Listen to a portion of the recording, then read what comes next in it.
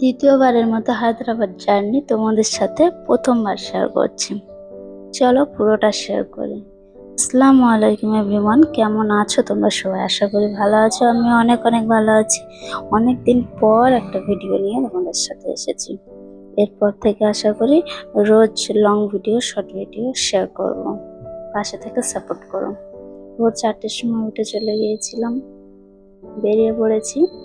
তো এখানে মন মেজাজ কোনোটাই ভালো ছিল না, সেই জন্য খুব একটা ভিডিও ক্লিপ আমি নিতে পারিনি। যেটুকু নিয়েছি সেটুকুই তোমাদের সাথে শেয়ার করব।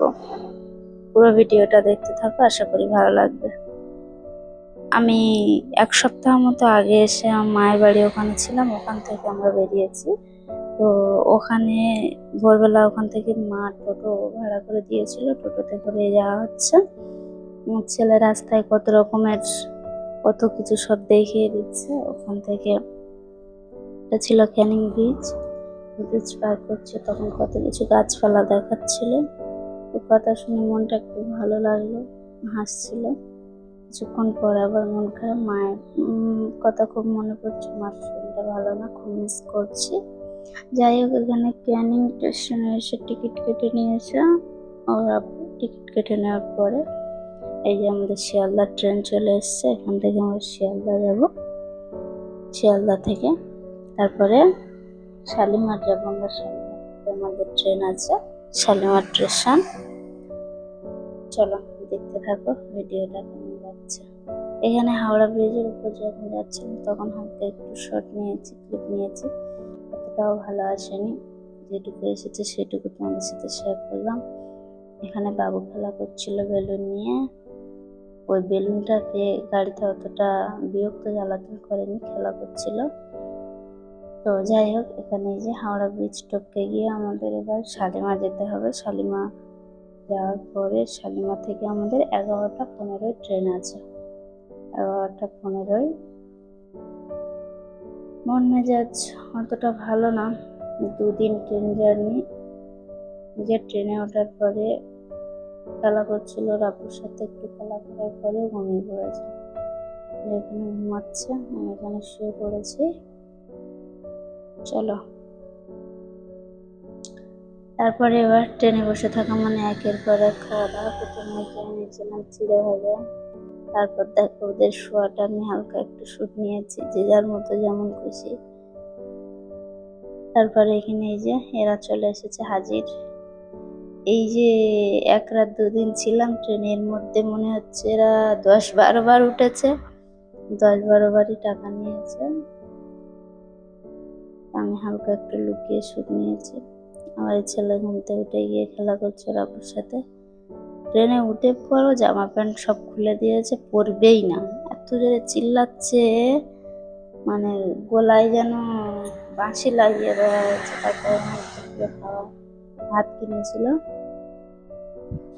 আমরা ট্রেনের ভাত ভালো না, অতটা খাওয়ার ইচ্ছে ছিল না। আমার ছেলে কান্না করছিল দেখে, সবাই যখন কিনছিল ওর জন্য কিনতে হয়েছে। তারপরে একটু জানলার পাশে গিয়েছিলাম, আমার সিটটা উপরে পড়েছে, তবু অন্যজনের সিটে একটু গিয়েছিলাম। তারপরে এখানে চানা কিনে দিয়েছে। আর দুপুরে খাওয়ার সময় দেখো আমার ছেলে আইটেমটা হচ্ছে, তো ওটাই করবে, নিয়ে নিচ্ছি, চিল্লাচ্ছে। আমি খাচ্ছি, ও আমাকে সার্ভ করছে। যাই হোক, কিছু করার নেই। ট্রেনের মধ্যে বেশি চেল্লাচিল্লি না করাই ভালো। ওর জেদটাও পূরণ করে দিয়েছে, যেটা বলবে সেটা। মায়ের কাছে কদিন থেকে থেকে মামার বাড়ি আদর, যেটা যখন বলেছে সেটা তখন ওর সামনে হাজির করে করে এমন হয়েছে, যেটাই বলবো ওকে সেটাই দিতে হবে। চলো, এই চানাটা আমি 4-5 বার খেয়েছি, 2 বার শুট নিয়েছি। এখন তারপরের দিন, এটা যেদিন আমরা নেমে যাব সেই দিনের ভিডিও, রাতে কোনো শুট নেওয়া হয়নি। তারপর আমি একটু জানলার পাশে গিয়ে হালকা একটু বাইরের শুটটা নিচ্ছিলাম। পাশে একটা ট্রেন যাচ্ছিল। এখানে আমরা রুমে চলে এসেছি, রুমের কোনো ভিডিও নিইনি। তারপর আব্বু বলছিল ভিডিও করবে না তুমি, তাই একটুখানি শর্ট নিয়েছি। ট্রেনের মধ্যে মাথা ঘুরছে, কিছু করতে ভালো লাগছে না। যাই হোক, এখন শুয়ে ঘুমাতে হবে, এই হচ্ছে কাজ। গোসল করে নিয়েছি, নিয়ে একটু গুছাচ্ছিলাম। ছেলে আমি সব গোসল করে নিয়েছি।